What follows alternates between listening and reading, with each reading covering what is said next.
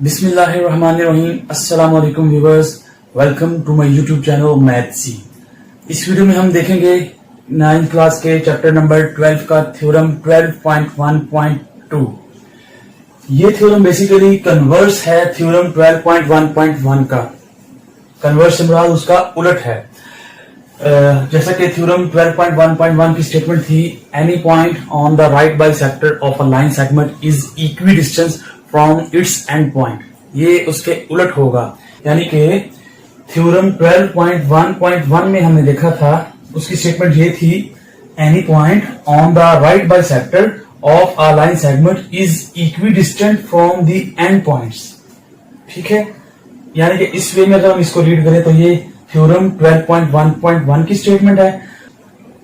Any point equi distance from the end point of a line segment is on the right bisector of it.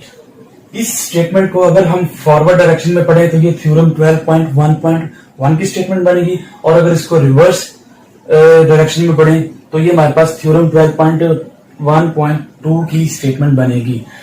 और reverse से मुराद ये है कि जो थ्योरम नंबर 12.1.1 में हमें गिवन था वो हमने इसमें प्रूव करना है, और जो थ्योरम नंबर 12.1.1 में हमने प्रूफ किया था वो इसमें गिवन होगा।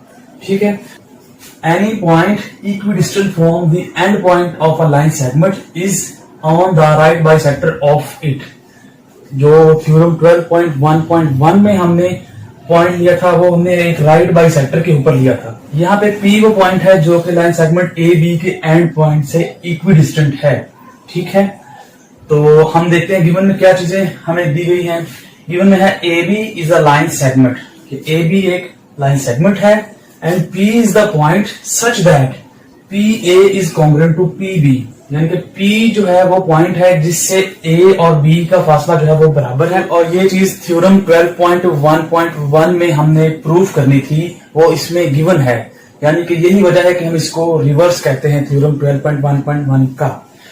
और प्रूफ हमने ये करना है कि the point P is on the right bisector of AB। तो इसके लिए कंस्ट्रक्शन हम कर लेते हैं। कंस्ट्रक्शन में हमने क्या करना है, P पॉइंट से एक लाइन ड्रॉ करनी है जो कि AB लाइन सेगमेंट के मिड पॉइंट पर आकर टच करती हो। इस पॉइंट को हम C कह देते हैं। ठीक है, ज्वाइन P टू C जो कि मिड पॉइंट है of A B. Midpoint of A B से मुराद ये है कि ए सी जो है वो बराबर है बी सी। ठीक है, midpoint of A B है सी, इसलिए ये ए सी कॉन्ग्रुएंट है बी सी के। ये कंस्ट्रक्शन हमने की। अच्छा, इस थ्योरम में हमने बेसिकली टेक्निक ये यूज करनी है कि ये आपके पास जो डायग्राम बन गई है इसमें दो ट्रायंगल्स नजर आ रही होंगी आपको, एक ये ACP ट्रायंगल, दूसरी BCP ट्रायंगल। हमने पहले इन दोनों को कॉन्ग्रुएंट प्रूफ करवाना है। कॉन्ग्रुएंट प्रूफ करवाना और उसके बाद हमने ये बताना है कि ये जो PC जो है ये AB के परपेंडिकुलर है, यानी कि इसका जो एंगल बन रहा है AB के साथ वो 90 का है।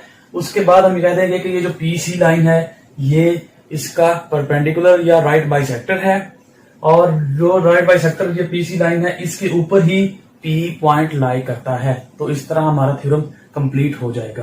तो चलते हैं नेक्स्ट स्लाइड की तरफ। जी, तो थ्योरम के प्रूफ में हमने इन दो ट्रायंगल्स को, ट्रायंगल ACP और ट्रायंगल BCP को लेकर चलना है। यहाँ पर पहली लाइन में लिख दिया, in triangle ACP compare with triangle BCP। हमने इन दोनों ट्रायंगल्स को कॉन्ग्रुएंट प्रूफ करवाना है, और कॉन्ग्रुएंट प्रूफ करवाने के लिए हमने side side side postulate use करना है। तो पहली स्टेटमेंट देखते हैं, PA is congruent to PB, यानी कि ये साइड जो है इस ट्रायंगल की PA वो दूसरी ट्रायंगल की जो साइड PB है उसके इक्वल है। और ये बात हमें गिवन में बताई गई थी कि P पॉइंट जो है वो AB से इक्वी डिस्टेंस है, तो ये दो जो है वो इक्वल हैं। और इसकी रीजन ये है कि गिवन में ये बात हमें बताई गई थी, तो यहाँ पर गिवन लिख देंगे।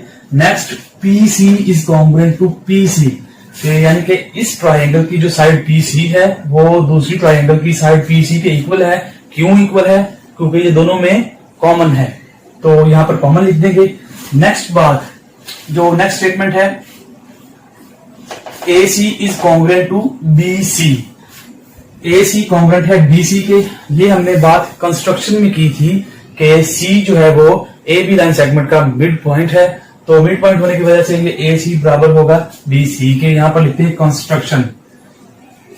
और इस तरह हमारी जो ट्रायंगल ACP है वो ट्रायंगल BCP के कॉन्ग्रुएंट प्रूफ हो गई, और पोस्टुलेट जो है वो हमारे पास SSS यूज हुआ। नेक्स्ट स्टेटमेंट है, angle ACP is congruent to angle BCP। ACP angle जो है ये वाला, ये कॉन्ग्रुएंट है एंगल BCP, इस एंगल के कॉन्ग्रुएंट है। उसकी रीजन क्या है? क्योंकि ये दोनों कॉन्ग्रुएंट ट्रायंगल हैं, इसलिए उसके कॉरेस्पॉन्डिंग एंगल्स भी इक्वल होंगे। तो यहां पर लिखा हुआ है corresponding angles of congruent triangle. से मैं इक्वेशन 1 का नाम दे देता हूं क्योंकि ये आगे यूज होनी है। ठीक है, अब मैं ये ऊपर वाला रेस करता हूं, नेक्स्ट स्लाइड में देखते हैं जी। तो इक्वेशन 1 के बाद देखते हैं angle ACP plus angle BCP is equal to 180, यानी कि इस एंगल और इस एंगल को हम अगर प्लस करें तो 180 आता है। क्यों आता है? क्योंकि ये सप्लीमेंट्री एंगल हैं। सप्लीमेंट्री एंगल ऐसे एंगल होते हैं कि अगर दो एंगल्स को जमा करने से हमारे पास वैल्यू 180 डिग्री आती है तो वो सप्लीमेंट्री एंगल्स होते हैं। तो ये स्ट्रेट लाइन है, लाइन सेगमेंट, तो इसका जो एंगल है वो 180 डिग्री होता है। तो ये सप्लीमेंट्री एंगल्स हैं। इक्वेशन 1 हमें बताती है कि एंगल ACP बराबर है एंगल BCP के। इक्वेशन 2 बताती है कि अगर उन दोनों को प्लस करें तो हमारे पास 180 डिग्री आता है। अब हमने एंगल को ऐसे सपोज करने हैं जो दो इक्वल भी हों और उनको प्लस करने से 180 आए। अगर हम 70 और 70 सपोज करें तो वो 70 प्लस 70 140 बनते हैं।